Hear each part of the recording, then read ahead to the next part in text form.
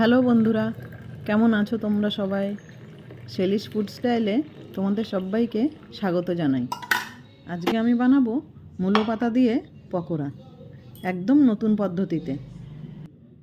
চলো বন্ধুরা, রেসিপিটা দেখে নিই। আমি এখানে মূলো পাতা কুচি কুচি করে কেটে নিয়েছি, আর সাথে একটা মূলোও কুচি কুচি করে কেটে নিয়েছি। তারপর শাকটা ধুয়ে নিয়েছি। এখানে একটা মিক্সি জার নিয়ে নিয়েছি। দিয়ে দিচ্ছি 1 বাটি ছোলার ডাল। ডালটা আমি রাতেই ভিজিয়ে রেখেছিলাম। আর দিয়ে দেব সামান্য জল। ডালটা আমি মিক্সিতে এরকমভাবে বেটে নিয়েছি। একটু দানা দানা থাকবে, পুরো মিহি করে আমি ডালটা বাটিনি।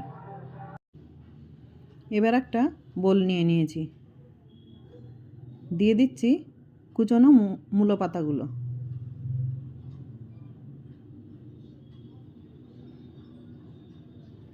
আর দিয়ে দেব 2 চামচ ডাল বাটা।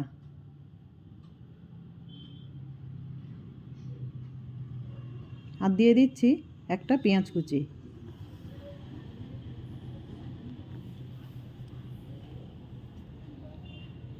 দিয়ে দিচ্ছি 1 চামচ আদা রসুন বাটা। দিয়ে দিচ্ছি লঙ্কা গুঁড়ো। দিয়ে দেব হলুদ গুঁড়ো। দিয়ে দিচ্ছি নুন। আর দিয়ে দেব বেসন। 2 চামচ বেসন দিয়ে দিচ্ছি।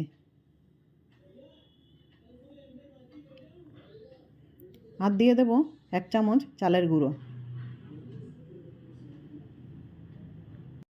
দিয়ে দেব 1/2 চামচ জোয়ান।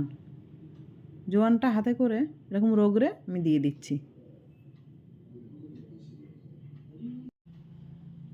আর দিয়ে দেব 1/2 চামচ চাট মশলা। এই সবগুলো এবার আমি মেখে নিচ্ছি। এখানে জল দেওয়ার প্রয়োজন নেই। মূলো পাতা থেকে যে জলটা বেরোবে আমি সেটা দিয়েই মেখে নিচ্ছি।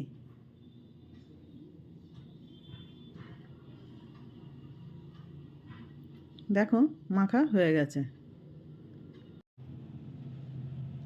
এবার আমি একটা প্যানের মধ্যে তেল দিয়ে দিচ্ছি।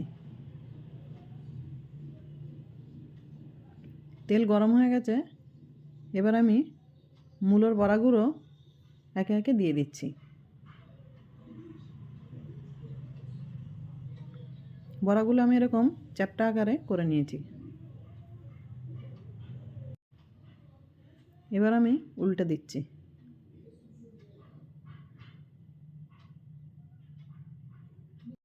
দু সাইডে উল্টে পাল্টে আমি ভেজে নিচ্ছি।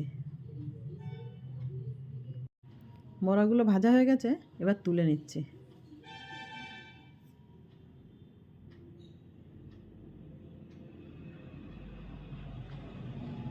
ঠিক একই রকমভাবে বাকি বড়াগুলোও আমি দিয়ে দিচ্ছি।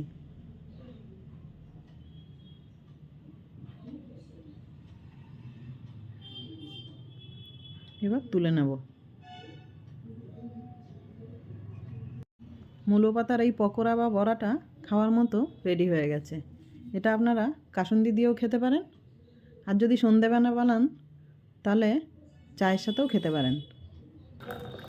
বন্ধুরা, বাড়িতে কেউ এলে যদি এই মূলো পাতার পকোড়া বানিয়ে দেন, কোনো মতেই বুঝতে পারবে না যে কিসের পকোড়া বানানো হয়েছে। বন্ধুরা, ভিডিওটা ভালো লাগলে একটা লাইক করে দেবেন, আর কমেন্টে জানাবেন কেমন হয়েছে। নমস্কার বন্ধুরা, দেখা হবে পরের ভিডিওতে।